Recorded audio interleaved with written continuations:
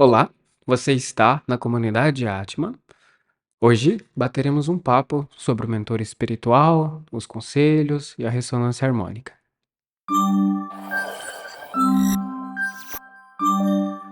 Bom, esse vídeo vai ser um bate-papo. Eu vi que eu gravei um vídeo assim, o pessoal pediu mais, imaginava que vocês não iam achar tanta graça de alguém falando, por isso que eu estava trazendo mais os slides. Mas aí então eu resolvi trazer aqui para vocês algumas coisas que eu aprendi.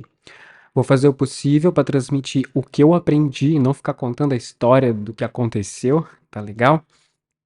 Então, beleza.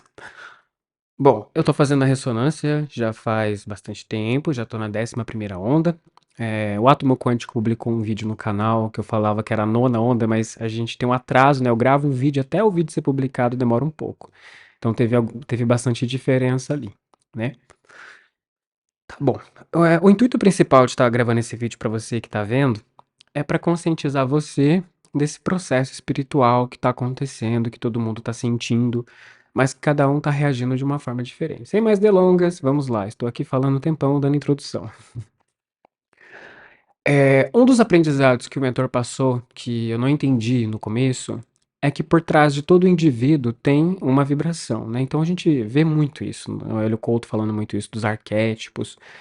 E a forma que eu encontrei de chamar isso é de potência, porque é uma potência, ele traz ali uma possibilidade.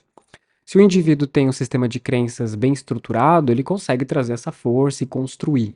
Mas se ele tiver com as crenças problemáticas, com o emocional deprimido, então ele parte para o caos, né? Ele destrói as coisas. E nessa tentativa de entender isso, eu não estava conseguindo perceber muito bem como que isso se aplicaria, como que eu poderia explicar isso para as pessoas. E ontem, esses dias eu fui fazer exercício e o mentor começou a conversar comigo e falou: "Ah, vou te contar uma história então para você entender". Porque, assim, essa altura ele também explica, né, que nós aprendemos muito mais por histórias, então eu vou compartilhar com vocês. Tinha um reino muito próspero, mas o rei ele era muito tirano, então ele conquistou tudo aquilo por sangue, né, com sangue, matou muita gente, tomou terras das pessoas, o poder cegou ele. Até que um dia um sábio foi para esse reino, viu tudo aquilo, percebeu a necessidade de trazer um pouco de clareza para aquela situação e começou a conversar com o rei, explicando para o rei o que estava acontecendo, onde ele estava indo com aquilo tudo. Quando o rei adquiriu consciência do que ele estava fazendo, ele caiu em si, né? Porque um dos aspectos da sabedoria é a gente entender que não sabemos tudo, estamos sempre aprendendo. Então, quando o rei caiu em si, ele renunciou. Ele decidiu que não ia mais participar daquilo. Quando ele renunciou, o povo se voltou contra ele, porque onde já se viu, você é o nosso rei e você nos abandonar desse jeito, né? Até que o tempo foi indo, elegeram um novo rei e começaram a perseguir aquele antigo rei, o desertor, né? Qual é a moral da história? É que não importa quem esteja sendo rei, o importante é que aquela vibração seja realizada, que ela seja manifestada. Então aquele povo não servia ao rei, servia a uma vibração. E naquele caso, a vibração era a dor, o sofrimento, a tristeza, o medo. Então, aqueles indivíduos estavam condicionados. Então, falei, agora eu entendi o que que você estava querendo dizer. Posso compartilhar no vídeo? Pode, deve. Falei, então, beleza. Então, assim, agora eu entendo muito mais isso. E assim, quando nós começamos esse processo da espiritualidade, é muito comum que as nossas emoções, elas passem por cima de tudo.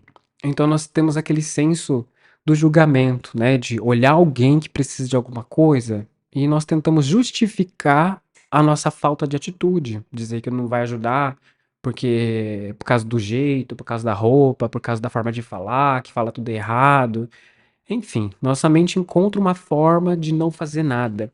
E veja que isso acontece porque é um condicionamento, né? E nós somos criados muito dessa forma, a sociedade entrega muito isso. Essas fantasias, esses sonhos que não são possíveis de realizar. Então, quando começamos a pôr os pés no chão, começamos a perceber a importância dessa fraternidade. Tanto que eu me lembro que quando eu comecei nesse caminho espiritual, que os mentores começaram a dar instrução, eu me tornei fanático. Eu acreditava que eu tinha que abrir mão da matéria, tanto que eu comecei a dar minhas roupas, dar meus objetos que eu tinha comprado. Eu comecei a dar tudo que eu tinha. E claro que as pessoas à volta começaram a perceber, falaram: "Eduardo, o que que tá acontecendo?" Eu falei: "Ah, eu não quero saber de matéria, eu renuncio". Então um dia na meditação o guia falou: "Eduardo, como que você vai falar de prosperidade se você não prospera? Como que você vai dar esse exemplo para as pessoas?" E eu não quero saber, eu renuncio, eu renuncio. Ele começou a falar: "Olha, houve um tempo que foi necessário que mestres descessem para cá para trazer uma mensagem. Jesus, Buda, Mahatma Gandhi, todos eles, Martin Luther King, né, todos eles, a Helena Blavatsky também, a Lúcia Helena Galvão que está entre nós até hoje, graças a Deus. Então nós vemos que lá no passado, indivíduos tiveram que dar o sangue para trazer uma mensagem que se resume em amar, né? Em amar o teu próximo como a si mesmo, em trazer um pouco de paciência, de não exigir nada do que não podem oferecer, enfim, respeitar, né? O respeito implica em tudo isso, ver a capacidade do outro, se sensibilizar pelo que ele está passando e ter essa noção de obedecer esse ritmo de cada um, se adaptar a esses ritmos. Então, naquele tempo no passado, foi necessário que alguém desse o sangue, porque esse planeta estava muito bárbaro. Só que hoje em dia nós não precisamos mais desses sacrifícios, nós precisamos que esses sacrifícios sejam lembrados. Então nós queremos que você lembre as pessoas que existe amor, que existe redenção, que existe esse caminho da espiritualidade, que você mostre para elas que não precisa ser fanático e nem ser materialista, mas sim ter aquela ponderação, aquele discernimento, pesar as coisas, analisar, ou verificar o que está sentindo. Então é isso que a gente pede. Tanto que eu me lembrei que uma das primeiras vezes que eles falaram comigo, eles me disseram isso. Estamos aqui, pedimos que você lembre o teu irmão que Deus existe. Como você vai fazer isso? Você decide. Então, eles não pediram que eu fizesse um movimento, que eu fizesse uma coisa gigantesca, grande, como aqueles mestres fizeram. Só que veja, eu tô dando um exemplo para vocês como que nós somos muito extremos.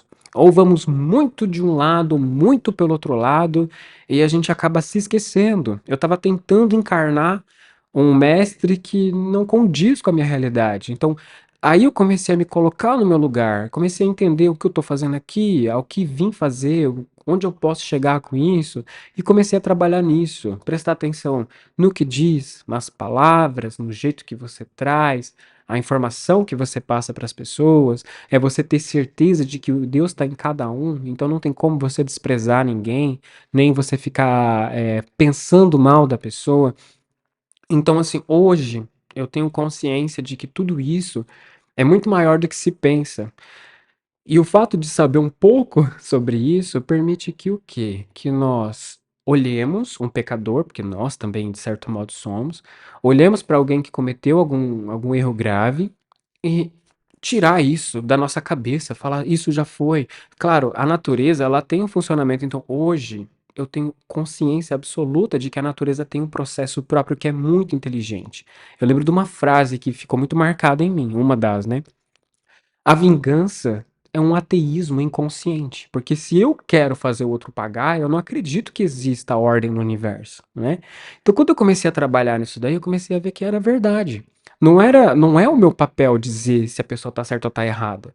Meu papel é dizer para ela, olha, para e pensa. Olha, observa os teus sentimentos. Onde isso está te levando? Então, é trazer o quê? Consciência. É para trazer conhecimento. E em cima disso, ela vai tomar uma atitude mais sóbria, mais assertiva. E lá na frente, ela não vai se arrepender do que ela fez. Então, nós vemos que a nossa mente, por termos um corpo físico, nós temos muitos vícios. Então, nós vemos que, assim, as pessoas sentem medo, né? Ou no geral, assim, medo, tristeza e raiva. Cada um manifesta isso de uma forma, mas a gente vê que a emoção é a mesma. E ela tem uma maneira muito padrão de agir. A pessoa enfrenta uma coisa que ela se traumatiza, então ela sente medo de viver aquilo de novo, ela fica triste porque ela vê que as pessoas feriram ela, então aí a gente começa a ter um complexo, né? Aí depois a raiva vem para proteger essa pessoa. Ela sofreu muito, ela não pode passar por isso de novo, então ela se fecha. Ela entra num estado de introversão. Então, quando eles me conscientizaram disso, eles falaram: olha, você está tendo consciência desse mecanismo que é para você agir em cima dele. Então, diante desse conhecimento que eles me concederam, Eu sabia, eu tinha 2 escolhas ali. Ou eu poderia explorar essas pessoas para tirar dinheiro delas, tirar proveito delas de alguma forma, ou eu poderia ajudar na libertação, né. A minha intenção moldaria o rumo que eu iria tomar da minha vida. Então ali eu falei: "Não, claro, com certeza, eu renuncio o pecado, eu quero a virtude". Então aí eu comecei a entender esse processo. Então quando você se depara com uma pessoa com muita raiva, muito insegura, com muito medo, muito ansiosa, o que que a gente faz ali? A primeira coisa que a gente tem que fazer é criar um vínculo de confiança. E a confiança é demorada, não é uma coisa assim rápida. Então, nós temos que fazer a pessoa saber que nós não queremos tirar nada dela, que a única coisa que a gente quer dela é um pouco de atenção, é um pouco de tempo para falar sobre ela, sobre os problemas dela. Então veja que até ela adquirir essa confiança demora, porque ela não sabe o que é isso. Ela nunca conseguiu confiar em alguém, porque quando ela confiou, machucaram ela. Então veja que é todo um processo de paciência. Depois que a confiança é estabelecida, aí sim, você começa a dizer para ela: olha, isso aqui é medo, isso aqui é tristeza. Elas agem na sua vida dessa forma, elas trazem tais resultados. E nós falamos isso uma, duas, três, quatro, 20, 40, 80, 1000 vezes, até que um dia ela entenda. É igual a história que eu estava contando sobre o reino. Eu não tinha entendido, né? Eu já tinha recebido essa informação há muito tempo atrás, mas eu não tinha assimilado desse jeito, porque é no dia a dia. Nós vemos que o conhecimento, ele só se transforma em sabedoria quando nós aplicamos na nossa vida e ele funciona, então aí nós constatamos, é um conhecimento verdadeiro. Mas se tentamos aplicar na nossa vida e não dá certo, então é uma mentira que deve ser evitada. Então é prudente que tudo que façamos, nós façamos uma reflexão, uma análise. Onde isso vai me levar? O que eu sinto em relação a isso? Mas veja que quando eu digo o que sentimos em relação a isso, eu estou dizendo em parâmetros sutis, em padrões divinos, não em padrões mundanos, profanos. Porque, claro, nós falamos que existem vários níveis de felicidade. A minha felicidade pode ser tanto em ajudar alguém, quanto machucar um animalzinho, porque eu me sinto bem vendo o outro sofrer. Então não é dessa felicidade que eu tô falando, tô falando de uma felicidade transcendental, de algo que liberta, algo que pensa no todo, que é fraterno. Então, fechando esse vídeo, eu digo que o que a espiritualidade anda nos dizendo é: sejam fraternos, sejam pacientes. Vocês têm 2 ouvidos, têm uma boca, ouçam mais os sinais, abram os olhos de vocês.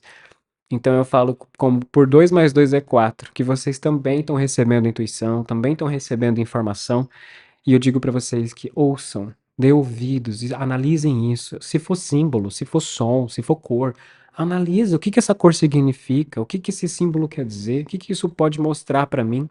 Porque veja que a espiritualidade, muitas vezes, ela não conversa com palavras, ela conversa com símbolos. E os símbolos são muito mais complexos. Então, hoje o guia, ele conversa mais por emoções, mais por símbolos. Então, eu tenho que ver o símbolo ali, sentir aquela emoção, e eu tenho que vir aqui e dizer, bom, eu senti isso, isso, isso, isso. E pelo que eu estudei, eu lembro que isso traz tal coisa, que desperta tal coisa, que chega até aquele lugar. Então, é uma investigação. Claro que diante disso, eu poderia dizer, ah, isso é muito trabalhoso, eu não quero saber o que que é isso não.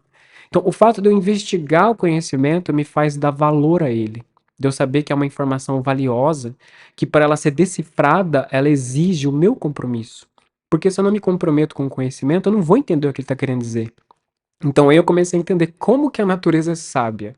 Ela traz o aprendizado, mas o indivíduo também precisa ter uma filosofia interna para digerir aquilo e entender o que aquilo quer dizer, porque senão ele não consegue entender, provando que ele está pensando mais nele do que no todo. Então, veja como que tudo conta, não é?